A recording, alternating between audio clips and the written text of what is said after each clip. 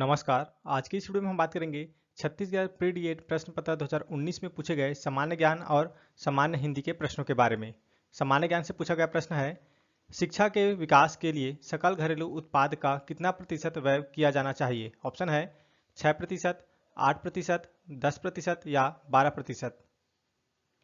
तो इसका सही आंसर है ऑप्शन ए 6%। शिक्षा के विकास के लिए सकल घरेलू उत्पाद का 6% व्यय किया जाना चाहिए। अगला प्रश्न है, निम्नलिखित में से किसने आर्य समाज की स्थापना की? ऑप्शन है स्वामी विवेकानंद, स्वामी श्रद्धानंद, स्वामी दयानंद या स्वामी ब्रह्मानंद।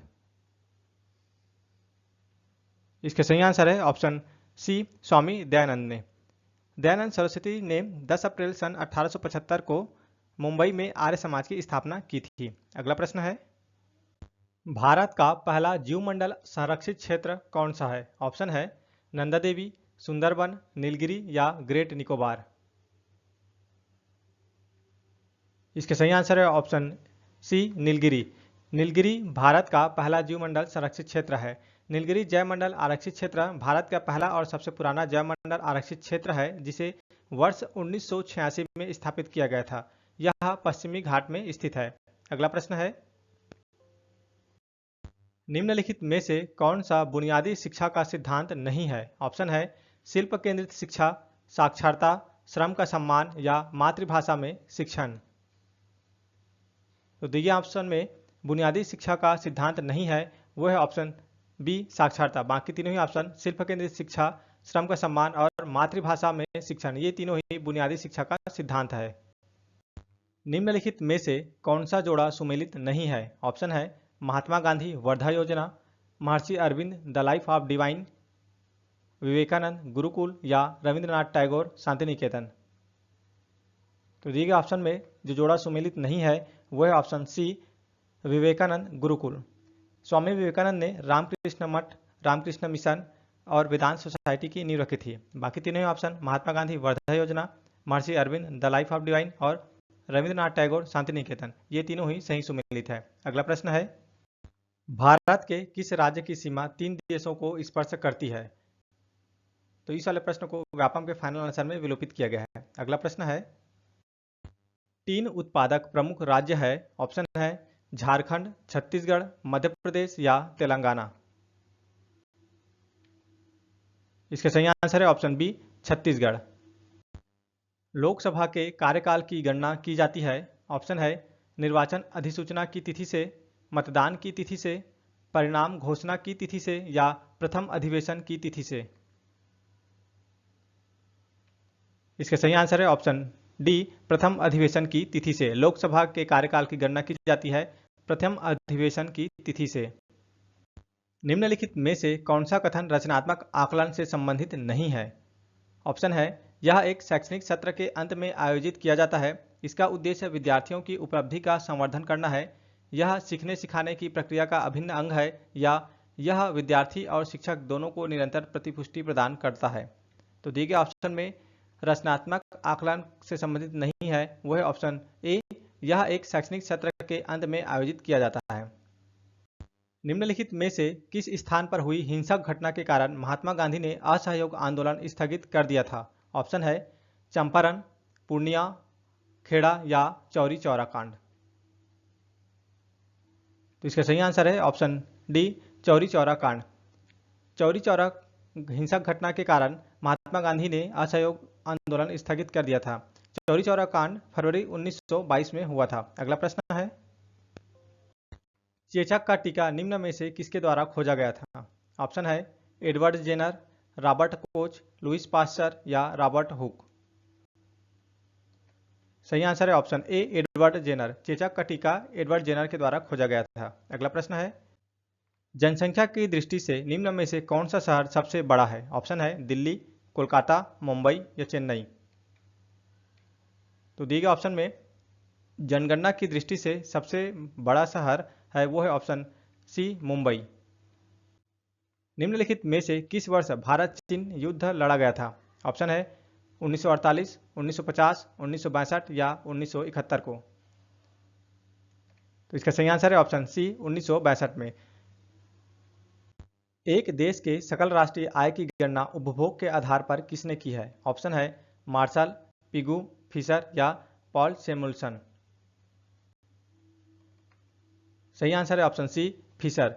एक देश के सकल राष्ट्रीय आय की गणना उपभोग के आधार पर फिशर ने की है। अगला प्रश्न है, विश्व बैंक के प्रतिवेदन के अनुसार स्थिर कीमतों पर वर्ष 2018-19 में भारत के लिए सकल घरेलू उत्पाद की वृद्धि दर क्या है? तो ये उस समय करंट अफेयर का प्रश्न है और इसका सही आंसर है ऑप्शन बी, 7.3%। राज्यसभा के विषय में सही क्या है? ए में लिखा है यह एक स्थायी सदन है, बी में लिखा है इसे विघटित नहीं किया जा सकता, सी में लिखा है 1/3 सदस्य प्रति दूसरे वर्ष सेवानिवृत्त हो जाते हैं और डी में लिखा है इसकी अवधि 6 वर्ष है। तो दिए गए ऑप्शन में राज्यसभा के विषय में सही है वो है ऑप्शन सी, ए, बी और सी, ये तीनों ही सही है। यह एक स्थायी सदन है, इसे विघटित नहीं किया जा सकता और इसके 1/3 सदस्य प्रति दूसरे वर्ष सेवानिवृत्त हो जाते हैं। चार्ल्स बैबेज ने निम्न में से किसकी खोज की है? ऑप्शन है माइक्रो प्रोसेसर, कंप्यूटर, इंटरनेट या कैमरा। सही आंसर है option B, computer. Charles Babbage ने कंप्यूटर की खोज की है। संविधान के स्रोत के संदर्भ में सुमेलित कीजिए। सूची 1 में लिखा है गणतंत्र, आपातकाल, संवैधानिक संशोधन और डी में लिखा है समवर्ती सूची। इसी तरह से सूची 2 में लिखा है वाइबर गणराज्य, ऑस्ट्रेलिया, फ्रांस और दक्षिण अफ्रीका। तो इसका सही आंसर है ऑप्शन सी। देखिए यहाँ पास ए का हो जाएगा 3, फ्रांस से लिया गया है गणतंत्र, और आपातकाल लिया गया है वो है वाइमार गणराज्य से, संविधान संशोधन लिया गया है दक्षिण अफ्रीका से और समवर्ती सूची लिया गया है ऑस्ट्रेलिया से। भारत में कौन सी बेरोजगारी गंभीर समस्या है? ऑप्शन है ग्रामीण बेरोजगारी, छद्म बेरोजगारी, शिक्षित बेरोजगारी या तकनीकी बेरोजगारी। इसका सही आंसर है ऑप्शन डी, तकनीकी बेरोजगारी। भारत में तकनीकी बेरोजगारी गंभीर समस्या है। इनमें से कौन हार्डवेयर के उपागम के अंतर्गत आता है? ऑप्शन है पुस्तकें, मानचित्र, आरेख, ग्राफ या दूरदर्शन। इसका सही आंसर है ऑप्शन डी, दूरदर्शन। सामान्य हिंदी से पूछा गया प्रश्न है, यदि आ के आगे री रहे तो दोनों के मेल से अर हो जाता है, संधि के अंतर्गत इस विकार को क्या कहते हैं? ऑप्शन है दीर्घ स्वर संधि, गुण स्वर संधि, वृद्धि स्वर संधि या यन स्वर संधि। तो इसका सही आंसर है ऑप्शन बी, गुण स्वर संधि। निम्नलिखित शब्द युग्मों में कौन सा युग्म पर्यायवाची शब्दों का सही मेल है? ऑप्शन है चांदी, मोशक, कुंभिल, जातरूप, कृपा, आश्रित या ऊंट, क्रमेलक। तो दिए गए ऑप्शन में पर्यायवाची शब्दों का सही मेल है वो है ऑप्शन डी, ऊंट, क्रमेलक। निम्नांकित में मुहावरा नहीं है। ऑप्शन है कांटे बिछाना, गले मढ़ना, आंधी के आम या उपर्युक्त तीनों। तो दिए गए ऑप्शन में मुहावरा नहीं है वो है ऑप्शन सी, आंधी के आम। निम्नांकित वाक्यों में अशुद्ध वाक्य कौन सा है? तो दिए गए ऑप्शन में अशुद्ध वाक्य है वो है ऑप्शन ए, एक बालक, 5 पुरुष और 7 बालिकाएं रामायण पढ़ रहे हैं, ये अशुद्ध वाक्य है। बाकी दोनों ही ऑप्शन जुलाहा, कुम्हार, बनिया, सपेरा और धोबिन गांव को जा रहे हैं और साधु, सन्यासी, तपस्वी, ब्रह्मचारी, वानप्रस्थी भीड़ की भीड़ यज्ञ मंडप की ओर जा रही थी, ये दोनों शुद्ध वाक्य है। निम्नांकित में किस मुहावरे में अनुपयुक्त शब्द का प्रयोग किया गया है? ऑप्शन है अपनी रोटी अलग पकाना, अंधे का डंडा, जले पर मिर्च छिड़कना या उपर्युक्त तीनों। तो दिए गए ऑप्शन में ए, बी, सी तीनों मुहावरे में ही अनुपयुक्त शब्द का प्रयोग किया गया है। यहाँ पास ए में लिखा है अपनी रोटी अलग पकाना, तो इसकी जगह होना था अपनी खिचड़ी अलग पकाना। इसी तरह से अंधे का डंडा, तो अंधे का डंडा की जगह होना था अंधे की लाठी। और सी में लिखा है जले पर मिर्च के छिड़कना, तो जले पर मिर्च छिड़कना की जगह होना था जले पर नमक छिड़कना। अगला प्रश्न है अ प्रकरणांतर एवं ब दुह समता लेखन कला के दोष हैं इस कथन में। तो इसका सही आंसर है ऑप्शन ए, अ और ब दोनों ही सही है। प्रकरणांतर और दुह समता ये दोनों ही लेखन कला के दोष है।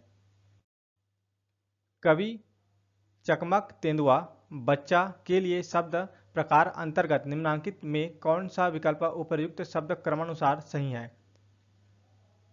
तो इसका सही आंसर है वो है ऑप्शन ए, तत्सम, विदेशी, देशज, तद्भव। कवि जो है वो तत्सम शब्द है, चकमक जो है विदेशी शब्द है, तेंदुआ देशज शब्द है और बच्चा जो है वो तद्भव शब्द है। मनुष्य आंखों से देखते हैं, कानों से सुनते हैं और बुद्धि से विचार करते हैं। इस वाक्य में प्रयुक्त से विभक्तियां क्रमशः किन कारकों का प्रतिनिधित्व करती है? ऑप्शन है करण, अपादान, अपादान, अपादान करण, करण, करण करण करण या अपादान अपादान अपादान। तो देखिए यहाँ पर लिखा है मनुष्य आंखों से देखते हैं, कानों से सुनते हैं और बुद्धि से विचार करते हैं। तो यहाँ पर जो प्रयुक्त हुआ है से, वो विभक्ति है ऑप्शन सी करण, करण और करण। अगला प्रश्न है, नीचे दिए गए वाक्यों में संयुक्त वाक्य कौन सा है? ऑप्शन है पेड़ के जीवन का आधार केवल पानी ही नहीं है वरन कई और पदार्थ भी है। जो मनुष्य धनवान होता है उसे सभी चाहते हैं। मैं जिस दुकान में गया था उसमें पुस्तक नहीं मिली। या काम सीखा हुआ नौकर कठिनाई से मिलता है। तो दिए गए ऑप्शन में संयुक्त वाक्य है वह ऑप्शन ए, पेड़ के जीवन का आधार केवल पानी ही नहीं है वरन कई और पदार्थ भी है। तुलसीदास हिंदी के महाकवि को कौन नहीं जानता? इस कथन में तुलसीदास तथा महाकवि शब्द के बाद किस विराम चिन्ह का प्रयोग हुआ है? ऑप्शन है अपूर्ण सूचक चिन्ह, लाघव चिन्ह, संयोजक चिन्ह या निर्देशक चिन्ह। तो प्रश्न में देखिए तुलसीदास और महाकवि, तो दोनों के बाद जो चिन्ह का प्रयोग हुआ है वह ऑप्शन डी, निर्देशक चिन्ह। Thanks for watching. जय हिंद।